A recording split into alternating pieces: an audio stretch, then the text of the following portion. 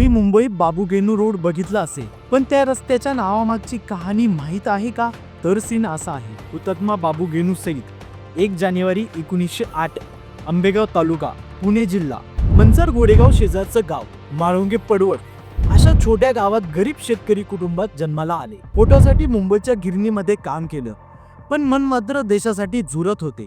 मुंबईमध्ये परकीय कपड्याविरोधात जोरात आंदोलन सुरू होतं आणि त्याकडे हे नेहमी पुढे असायचे. आणि 12 डिसेंबर 1930 रोजी कळबादेवी रोड मुंबई येथे ब्रिटिश व्यापाऱ्याचं परकीय कापड पोलीस संरक्षणामध्ये ट्रकने नेलं जात होतं. आणि अशा वेळी बाबूगेनू स्वतः ट्रक समोर येऊन उभे राहिले. ब्रिटिश पोलिसांनी ड्रायव्हरला आदेश दिला, ट्रक चालव, आणि ट्रक थेट बाबूगेनू यांच्यावर चढवला. वय फक्त 22 वर्ष. त्याच्या बलिदानाने मुंबई हादरली, देश पेटला. स्वातंत्र्याच्या लढाईत नवी ऊर्जा आली. आज देशभर रस्ते, चौक, मैदान त्यांच्या नावाने आहेत.